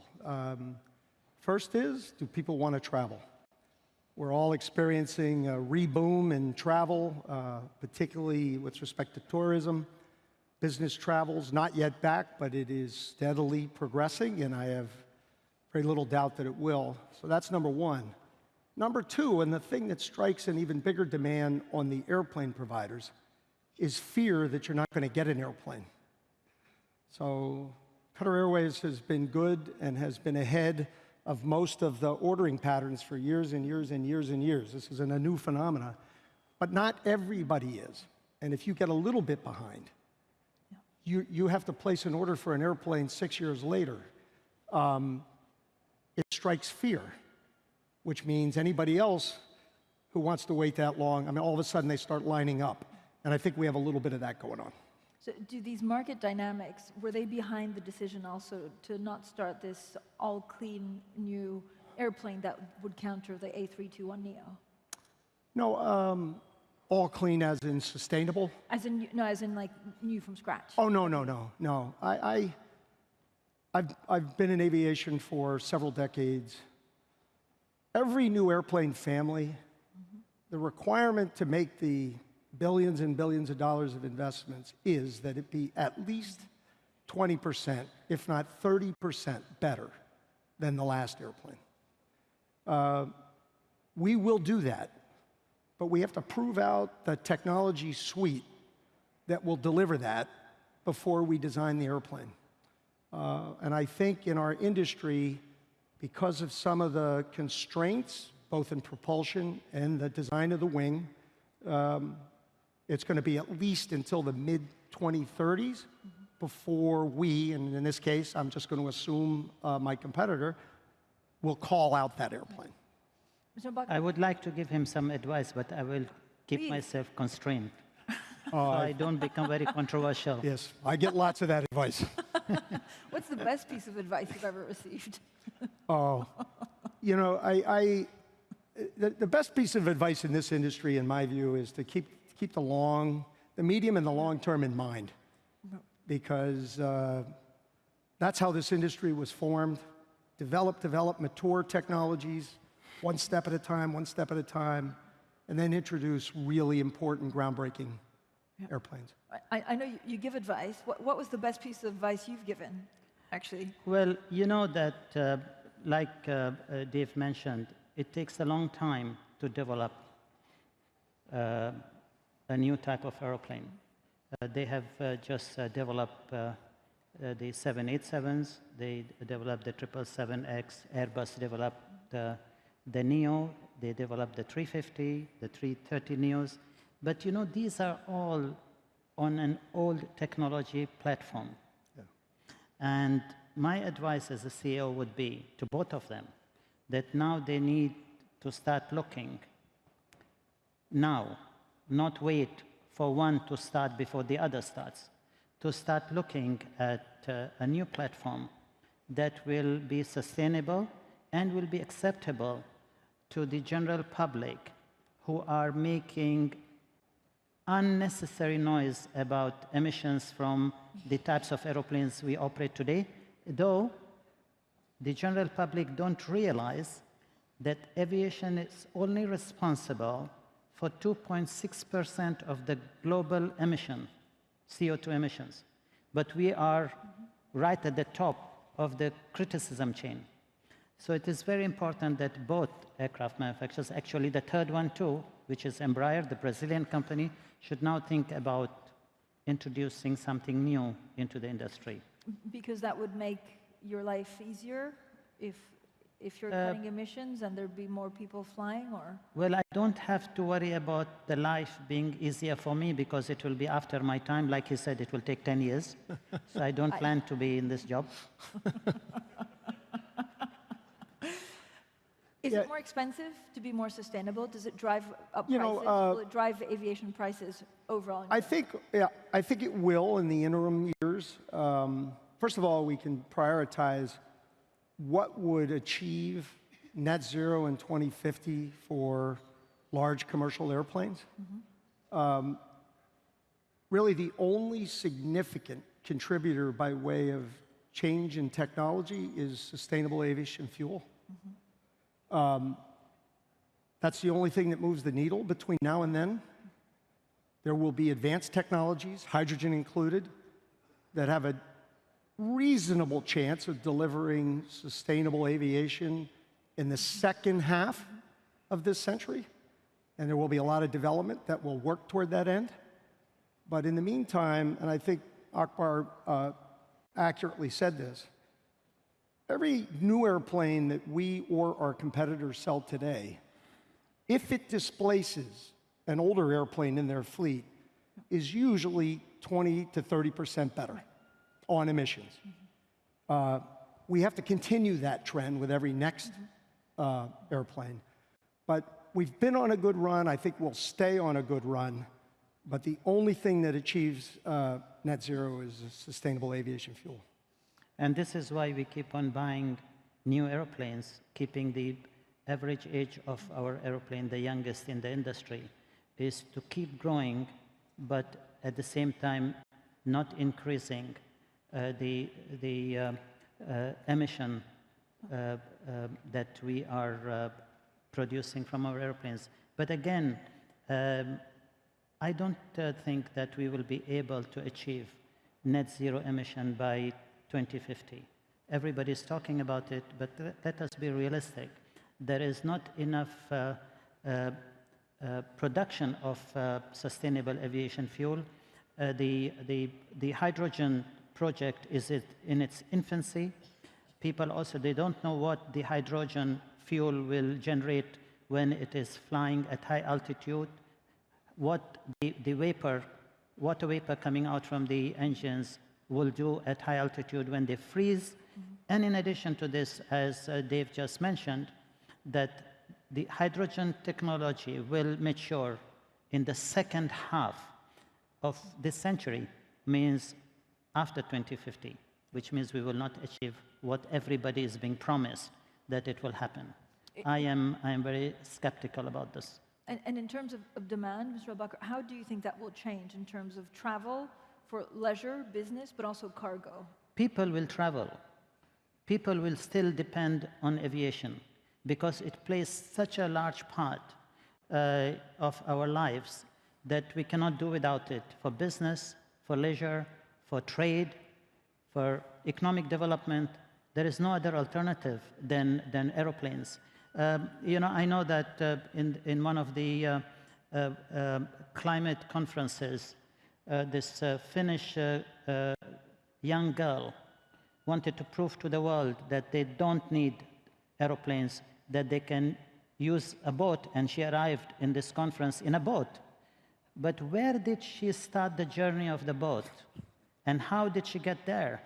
Majority of the distance she covered was by an aeroplane, because she couldn't come that distance by a boat in the time she wanted to be there. So I don't want to criticize her, but what I'm trying to say is that we have to be realistic about this whole scenario about sustainable flights that people would take. Okay, and I want to talk about China and also demand from China, but can you update us on the latest snarl to the 737 production? How long will that take? Turns out to be, again, a reasonably brief and momentary delay at an incredibly inopportune time, because seasonal demand for many of our airline customers was peaking. But it probably will end up deferring maybe a month or a month and a half of production, which will be quickly recovered. So nobody likes these things when they happen, but I think it's short news. Yeah, Ryanair was also saying that some of the MAX deliveries for the second quarter were delayed by 4 to 5 weeks. Yes. Is that a good benchmark of what we should? Yes, it is. Repair? Yeah, Ryanair experienced that. I think they put it in the right kind of long-term perspective as not being that critical. But in the airline industry, you serve flyers every day, all day. You hear them when they're not happy, and this caused that. Mr. Bakr, how do you see actually demand from China changing? So I know you're also adding routes to Qatar Airways.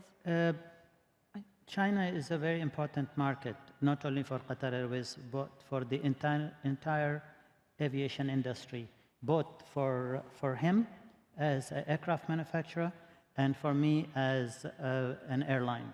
China, the demand, they just opened, and I can tell you already that not only that our airplanes out of China are absolutely packed, during COVID, it was also packed because, okay, we only could operate 2 or 3 flights a week. Now that the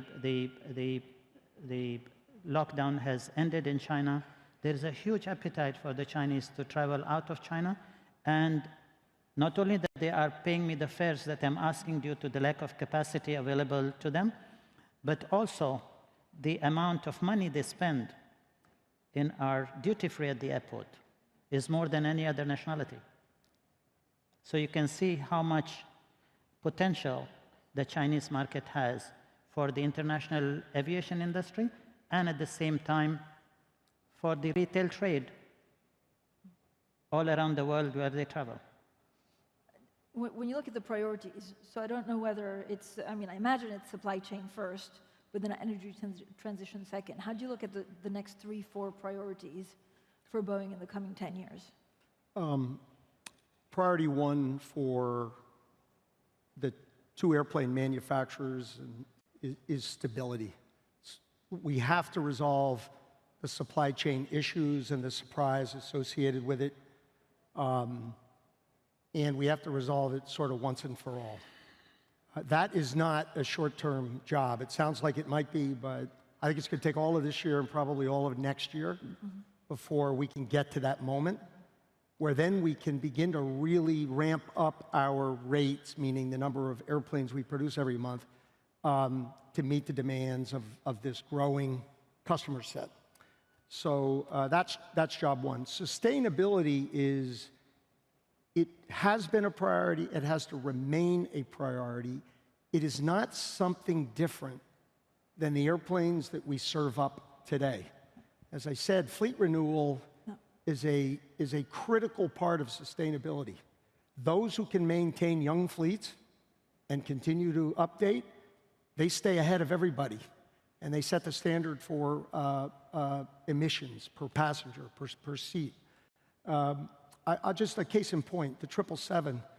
We will introduce the last round of the 777 in 2025.